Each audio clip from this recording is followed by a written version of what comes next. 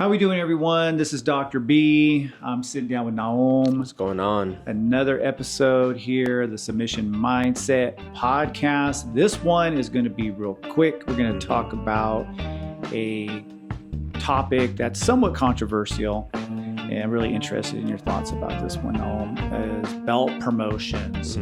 Do people get promoted too fast? Are we starting to create these factory schools where it's all based around your attendance as opposed to your skill? And then we have a lot of people who are getting into jiu-jitsu. Some people are competitors and they're into sports jiu-jitsu. And then you have your everyday practitioner, somebody who just wants to have fun, get in shape, learn a little bit of self-defense. And how should we be navigating all of this with promotions? In my school, I've been open for 8 years now, and I've yet to promote somebody past brown belt. Kale is the only person I've promoted even to brown, and he's been with me from the beginning. Spence has been with me from the beginning. He has a purple belt. I have promoted people up to purple, but I've yet to promote anybody up to black. And it took me over 10 years to get my black belt. But what I've noticed is that you have people who are getting promoted pretty quickly. And I don't know if this is a business decision. I don't know if this is about just making people happy and people are getting what they're paying for and they're paying for these belts. Again, I'm not saying anything negative about how any school does this. I just want to give my thoughts on it. And is there anything you want to add before we kind of get moving here?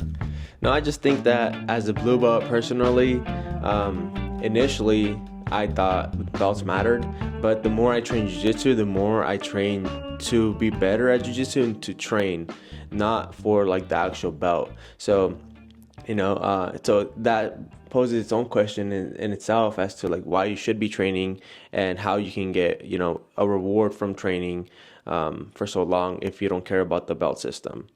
Yeah, and personally, I don't even think the belt really should matter. It's just more of an indicator of how dedicated you've been to the activity, to the martial art. Now, if you're a competitor, obviously the belt's going to matter because based on where you're at and your competition skills, you don't want to get promoted too quickly because then you're going to go out there and you're going to get smashed on. So for me personally, I feel like if you're a competitor and you're somebody that comes to me and says, hey, I want to compete, I'm going to go slow with you. I'm not going to try to push you through the belt. I don't push anybody through the belt system, but I'm certainly going to take my time with you if you want to compete. I don't want to promote you to a belt that you cannot uphold. I don't think that we should do that for anybody, but certainly for competitors. But there are some people who never compete, and we have those individuals at my school, and they've been blue belts for years. I mean, I've had some blue belts that have not competed, and they've just been very consistent with their training. And I don't think they're ever going to compete. And those blue belts are just now being thought about for promotion. So I go really slow, but I know that some schools do like an attendance sheet, and it's based on attendance and whatnot. Personally, I feel like if your jiu-jitsu is getting better, skill level, all that, and you're tapping people out, you're being consistent, and you throw in a couple of competitions here and there, you're going to get promoted. Not quickly, at least not for me, but you're going to get promoted. The people who stay in a belt for years, on my end, are people who don't compete. Maybe they're a little inconsistent. They come consistently for 6 months and then they take a few months off, or maybe they get injured a lot and they're just not very consistent with their training. Well, then, yeah, you're gonna take a little longer, but it really shouldn't matter. And honestly, and we were talking about this earlier, if you're a 40-year-old black belt, let's just say you started training when you were 32. And it takes you 8 years to get your black belt. Let's just say you're a competitor even. You like to compete in the master's division. When you get your black belt at age 40, depending on what your skill level is, and you might be highly skilled, really, really good, and you might get wrecked by a blue belt who's 20 years old, some kid who's been training since he was 5, and who's only a blue belt, and he might just smash on you. And because these blue belts nowadays, these juvenile kids are unbelievable because they've been training, some of them, since they were 6, 7 years old. and they're better than most black belts now. So the belt is becoming more and more irrelevant. Now, obviously, there's like this sense of achievement. I think Americans are more achievement oriented. And even when I remember going into Brazilian Jiu-Jitsu, I was like, there's only a handful of belts. You only have white, blue, purple, brown, and black. And of course, you have stripes. And some schools don't even do stripes. No. Some schools don't give out. I give out stripes. And I'll be honest with you, I do it more of like a psychological trick. Like, here, you're getting a stripe, and that should motivate you. Yeah. You're getting something. I'm seeing that you're trying. I'm seeing that you're putting time and effort into it. I don't expect you to be the best. I don't expect you to be tapping everybody out. If you are that type of jiu-jitsu practitioner, great. But not everybody is. Some people just love to train. I don't feel like they should have to stay a blue belt forever. So I'll be promoting some people who are non-competitors to purple belt this year for the first time ever, because most people who get a purple belt from me, I've only given out a handful. These people compete. Well, I would like to hear your thoughts on what you look for in each specific belt. But I would say that one of the issues with the belt system is that there's no clear-cut standard across the board as to who should get a blue belt, who should get a purple belt in the time frame, and I think that's what creates like the huge spectrum. It's like there's almost like two different worlds. To where there's those schools that are just giving out belts to for like a marketing gimmick type of thing, so they can seem like they have a whole bunch of like colored belts and high level jiu-jitsu at their school. And then there's schools on the other side of the spectrum where their competitors stay at a specific belt level for years on end. Which I don't agree with. Yeah. Yeah. So let's start off with like the white to blue. What do you look for regardless if they like compete or not? What do you look for in the person to like know that they're ready to even like think about moving up? What's interesting, from white to blue, I don't expect a lot.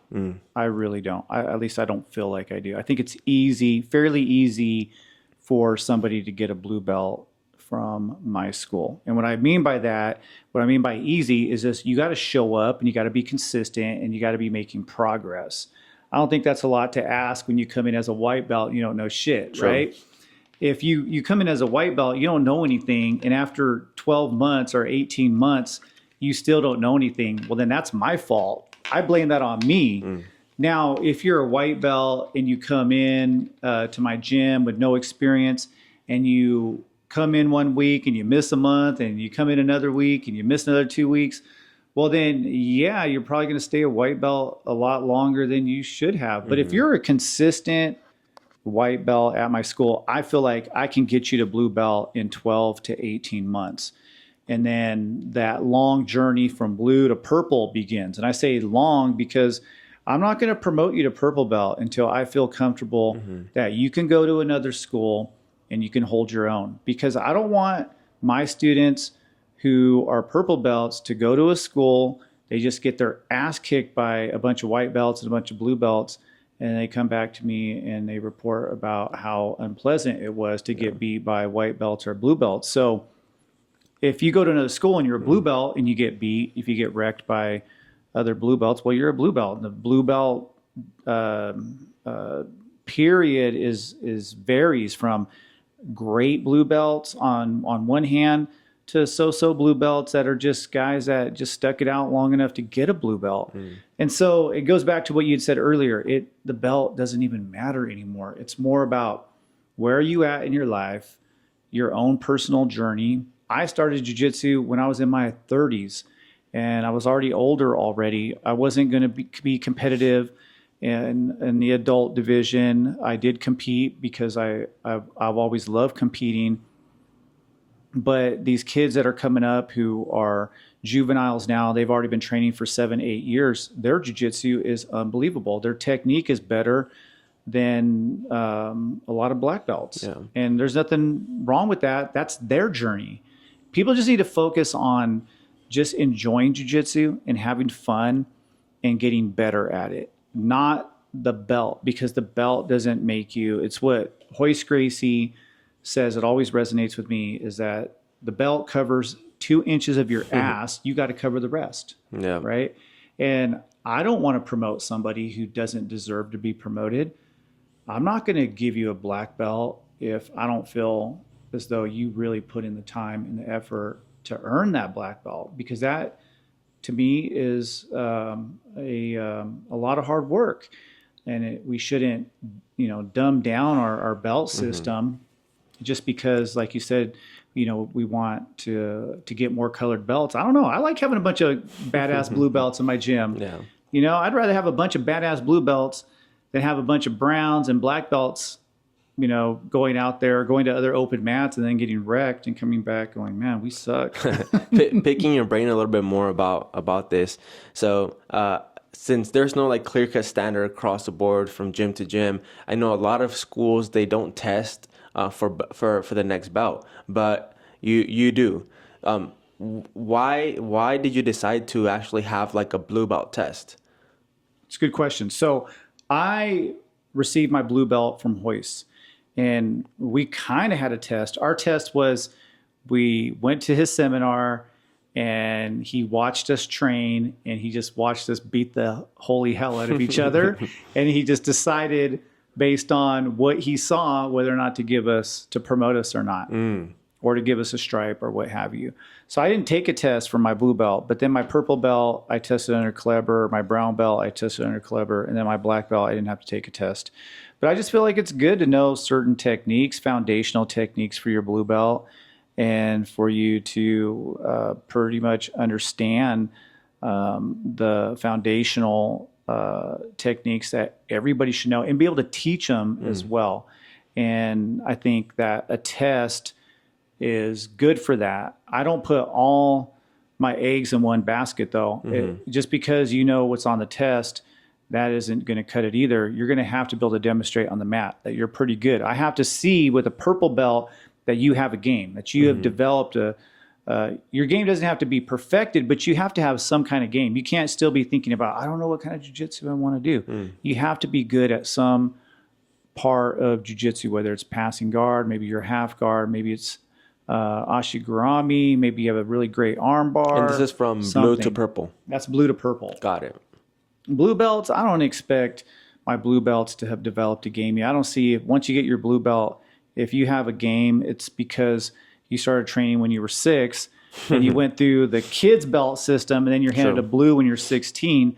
Well, then, yeah, then fine. Those people should have a game. But that's next level jiu-jitsu. And I think, too, people confuse sports jiu-jitsu, which is what you do. You're an athlete. You do sports jiu-jitsu. Then, say, the novice, the person who may compete a couple times throughout their jiu-jitsu lives, and then the person who never competes and they just love to train, and they watch UFC and they're like, oh, I want to do something similar to that. The next best thing is jiu-jitsu, right? And so they go in the gym, they fall in love with it, and next thing you know, they're addicted to it. And I think it's great. I love that we have so many different practitioners who come from all walks of life, who want to come in and get the benefits of training, and we should welcome that. But going back to what you said about marketing, I'm not going to hand somebody a belt. I'm just not going to do that. You want a purple belt from me, you're going to have to earn it. Brown belt, black belt, you're going to have to be with me for a lot of years to be able to get that. That's just me personally. I'm starting to kind of ease up a little bit, because I have noticed, I'm watching these other people get promoted really fast. I have noticed that lately. I don't know if you've noticed it, but I've seen people who I don't believe should be promoted, and they're getting promoted. And I'm just like, why promote them so fast? Yeah. No, I've only really kept up with like the promotions on like the competitive scene. But I feel like some of those are really valid, especially if they're just like dominating in their division, in their belt level. But in terms of like just the general population, I don't really keep up with that. But I don't keep up with the general population either. But I mean, I see when you go to tournaments enough, you see people who are from other schools, people that you know, who next thing you know, they're a blue belt last year. And That's now true. Like the one kid I beat at blue belt last year, and then this year I went to that same tournament. He was a purple belt already. Yeah. That one did surprise me, actually. Yeah. Yeah. But you bring up a really good question, though, because I can see why it's so hard for people to decide when the individual is ready, because you have like the whole competitive side, you have the whole novice side, and then in that you have big age gap, because this is like one of the unique sports that people start at any age of their life. And so how would you judge like a 40-year-old the same way as a 20-year-old? Yeah. Well, I would judge a 20-year-old and a 40-year-old pretty much the same. As you come in my gym, a 20-year-old is going to have to do everything the 40-year-old is going to have to do, and vice versa. That's not how I look at it. I look at it more from, are you an athlete? Are you looking to be an athlete? A 40-year-old, I don't think is looking to be an athlete. Maybe I've had some ambitious 40-year-olds come in. They kind of flame out. Gotcha. But yeah, most 40-year-olds, they by the time they're 40, they kind of recognize like I'm over the hill. I need to do something to keep me from going further over the hill. And that's where jiu-jitsu comes in, right? That's Spence. Spence came to me when he was like 40, he was like 45. And he straight up said, he's like, I'm old, man. I've been doing martial arts for years. I want to try something different. And he had to do everything everybody else had to do to get his blue belt. Now, he's a purple belt now. He does have his purple belt because he's super fucking consistent. And he's on his own journey. Spence is on his journey, and his jiu-jitsu journey is going to be the same as a 20-year-old who shares a similar lifestyle, is that he just wants to do jiu-jitsu because he loves it, it's fun, and he wants to get the health benefits from it. Now, if a 20-year-old comes to me and says, I want to be an athlete, I want to be the best competitor I can be, well, then that person's going to be on a little bit of a different program, at least with me. Got it. Yeah, so I don't really look at it. It's not so much age. It's more about what are you looking to get from it. And I don't think it's fair. And I've had to change my thinking on this, and it's been hard because I used to base it all around how good are you at jiu-jitsu? Are you good at it? And what I mean by good, can you show, because the mats don't lie, right? Yeah. Can you show on the mats, if you are somebody who's about ready to be a purple belt, that you can wreck most other blue belts and you're hanging in there with browns and purples? Well, then, yeah, I think you're ready to go. But even I've started to ease up on that just because there's such a wide range of skill level now because of how long people have been training as kids. And then next thing you know, they're purple and they're blue, but they roll like black belts. So it's, you just have to look at it, at least I do. This is how I don't think anybody has to look at it the way I do, but this is how I look at it. Is I look at each individual, where did you start? What were your goals? And what have you put into it? And I base everything off of that. And if you are a competitor, I'm probably going to take a little bit more time kind of analyzing your jiu-jitsu, because that needs to be done if your goal is to compete. And my goal as a coach is to help you. But if you come to me and you're just like, hey, I just love training jiu-jitsu, I want to get better at it, then I'm going to work with that person getting better. If they want to lose weight, they like the camaraderie, the fellowship, they love all that, man, come into the gym, make our gym the best gym it can be. And that's what Spence does. Like, he makes our gym awesome. And then your journey is different. You make our gym awesome too, because you're a competitor and you make everybody work a little bit harder that trains with you.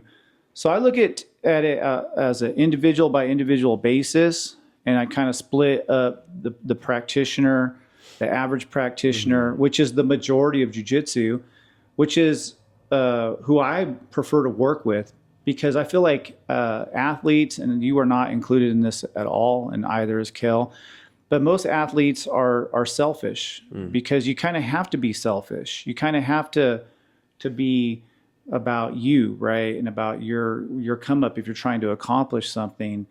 And I think most people who train jiu-jitsu, they're not, it's not that they're not cut from that cloth. It's just that that's not where they're at in life. They have other life goals.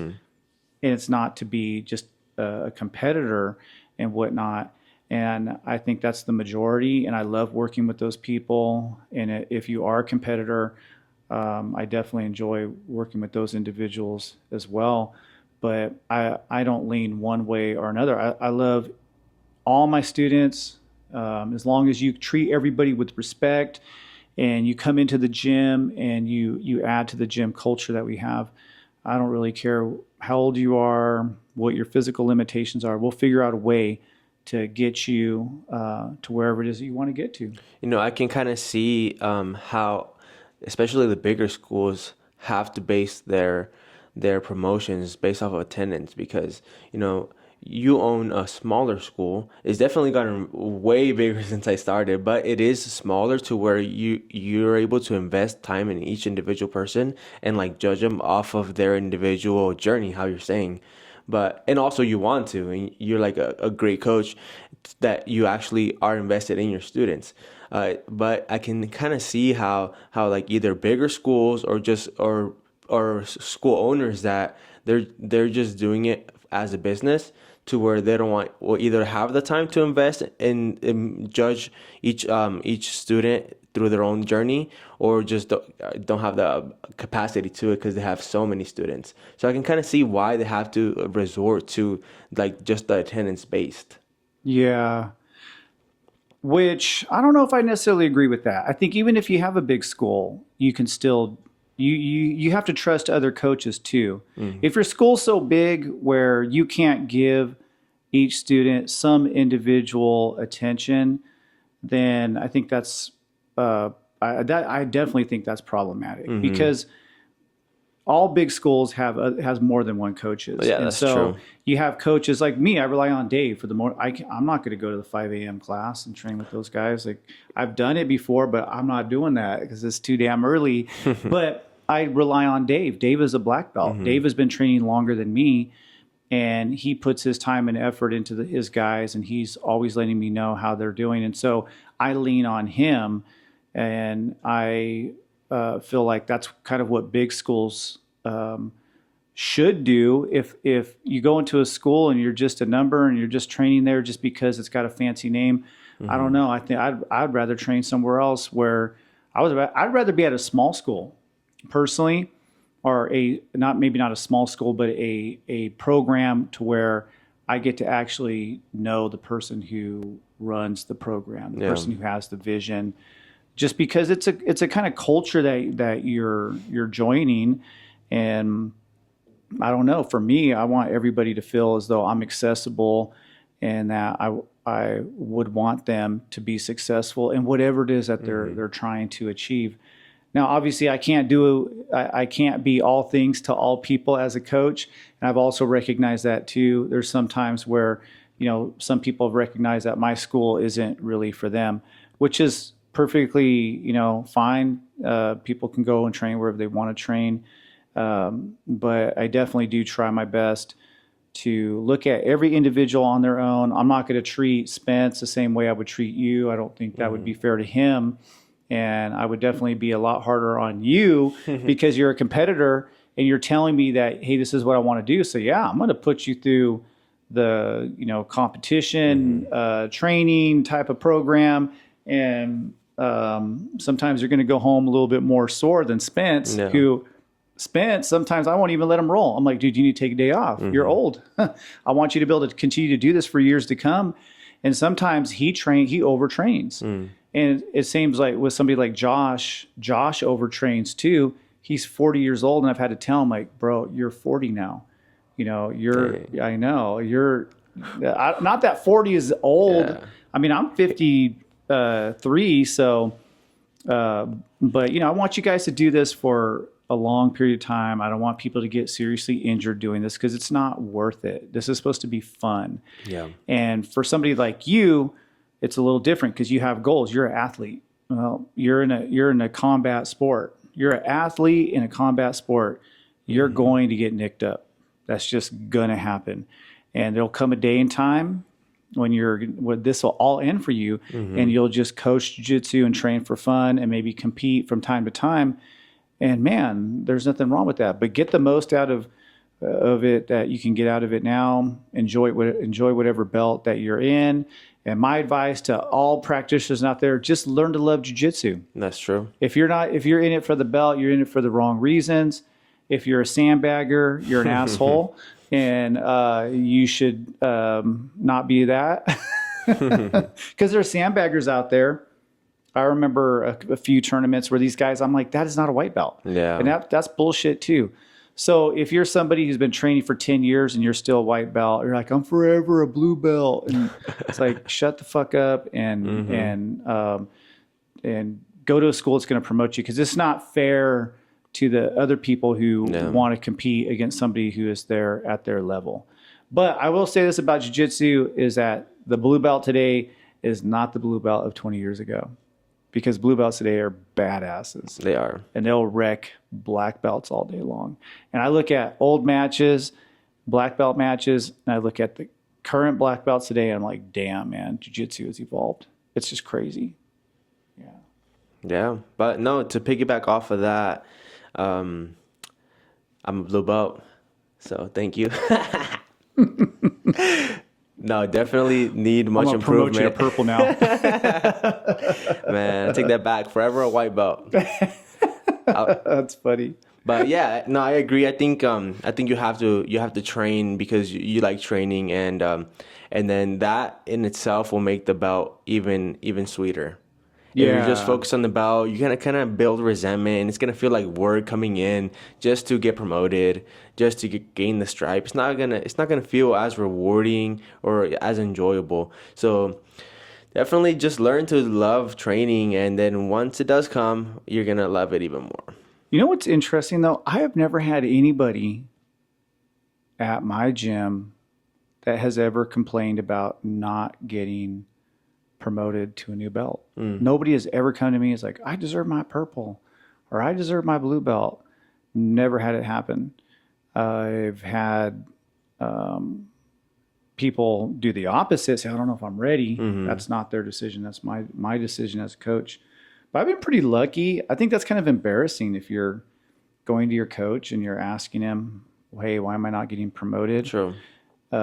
Well, you may ask something like, hey, what do I need to do to improve on my jiu-jitsu? Yeah, but that's a different question. That's a different question. Yeah. But to ask why you're not getting promoted is kind of lame. Just do what you need to do. And if your coach has some type of, I don't know, something against you, well, then go to another school and go start over if you have to. Just don't quit training because you're not getting the promotion. It's such an American thing too. We're so status driven, and we think that belt says something about us. True. And I don't know if you've noticed or lately, but I've been training. I haven't been wearing a black belt. I just throw my gi on. No, I don't think I've paid attention. You haven't paying attention? No. Well, I haven't even wearing my belt. Yeah. But to be fair, I'm pretty oblivious. Yeah, to he's like most oblivious. things, He's oblivious to all the stuff that I teach him too. Just kidding.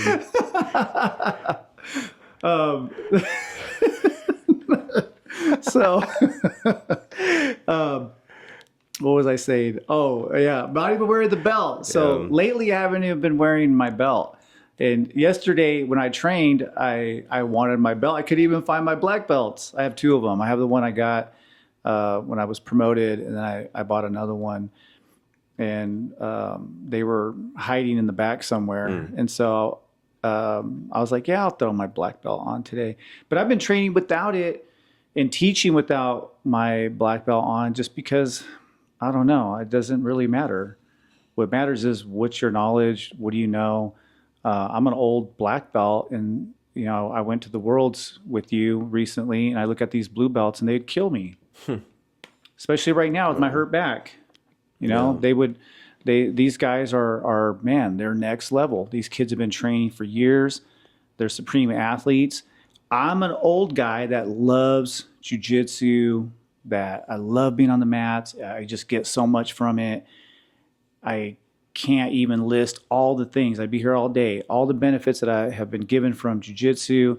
And I love being around all my teammates, helping you with competition, helping Colette with her competition, and Kill and everybody at the gym, just being around these amazing people. man, I just feel so lucky that I have that in my life.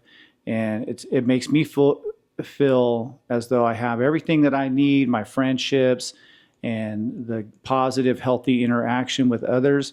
I get all that from jiu-jitsu. And on top of that, I get to do something that's fun, helps me get in better shape. Man, who can beat it? Yeah, that's very true. I used to get kind of embarrassed to tell people I was a blue belt because they would always ask me, this is people that don't know anything about jiu-jitsu, right? Yeah. But they would always ask me like what belt I was once they learned that I was training. And then I would say They'd be blue. like, oh, you're in jiu-jitsu? Oh, what are you? Oh, I'm a blue belt. Oh, he sucks. No, they would ask, oh, is that like, is that right before black? Because you've been training a long time, huh? And then I was like, no, blue belt's the second belt. And then they would look at me like, damn, you do suck. Yeah, that's the cool thing about being a blue belt today is that you could be a blue belt. Like, you're a badass blue belt. You're a blue belt. That's what I like about you, is I know you can go anywhere to any gym and you can roll with black belts, you can roll with browns and purples, and nobody's gonna think, man, this guy's isn't very good. They're gonna think the opposite and think, man, this guy's a really good blue belt. Thanks. And I would rather have you be a badass blue belt, somebody that can go anywhere and train. I was talking to Handsome Mike about this. I got a lot of Mikes, so I have to change their name. You got Muay Thai Mike, you got Handsome Mike, you got Morning Mike, and too many people named. Stop naming your kid Mike. How's that? Anyway, Handsome Mike, he'll go to different places and train, and he says that he rolls with blue belts and purple belts and browns. He says that's fine. Yeah, and that's what I want. I want you guys to be able to hold your own, and for people to be like, damn, man, you're a tough roll for a blue belt, if it's a higher belt, right? So that's kind of how I look at it. I definitely do promote slow still. And this year I'm going to be promoting students to purple, a group of people. And it's very, very odd for me to do that because I'm just one of those people who to me, if you're going to get a purple belt, you got to be dedicated. And I've kind of, not that I've lowered my standards by all means, but I've eased up on some areas now. I'm not so militant about it. But yeah, there's a lot of schools out there get accused of being factories. I really don't know anything about those schools. I know some schools are based on attendance, but just because they're based on attendance, maybe they have other factors too. Maybe that's just one. True. Maybe it would be a good thing to take attendance. Maybe I should take attendance. Maybe the way I'm doing it isn't always the best. Maybe I could do things differently. So I wouldn't be opposed of taking attendance in the future. I just know I wouldn't use that as the only barometer. I would use that maybe just as one variable, and then the other would be, are you able to hold your own? Do I see you around? Do I see you helping others? I have other standards too. Like, you have to be a good person. If you're a dickhead, I will never give you a purple belt, like send you on your way. You gotta be a good person. And that's the martial arts side of it for me. True.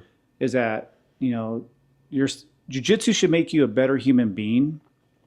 It's kind of sad because this is another topic for another day. We can talk about this one time. There's assholes in jiu-jitsu. Yeah.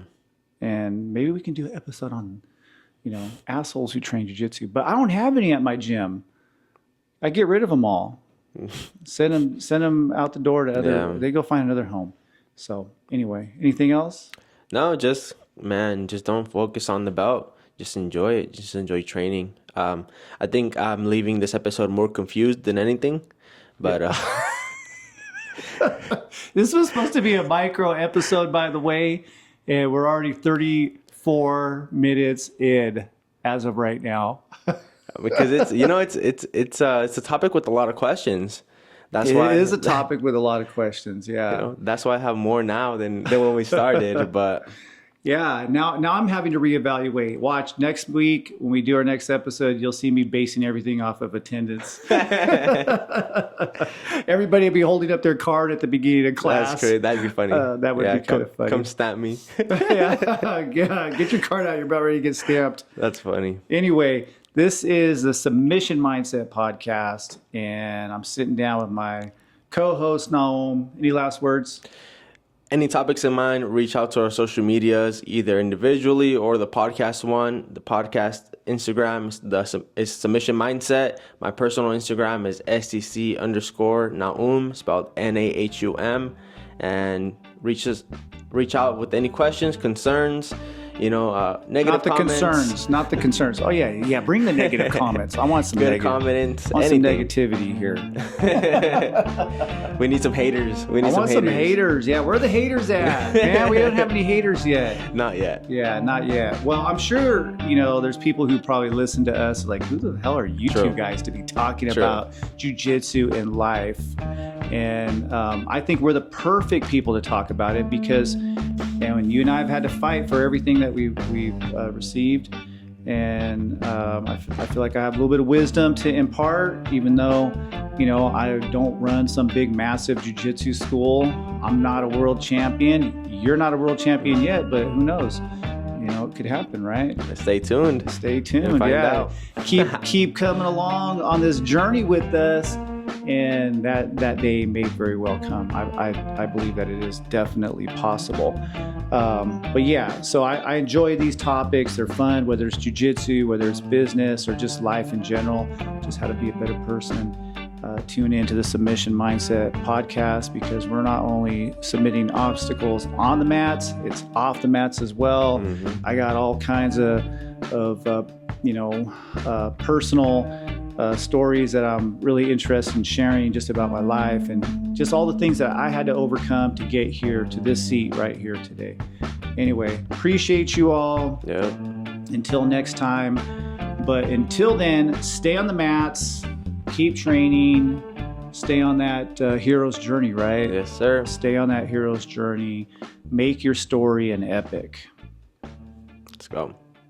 Later.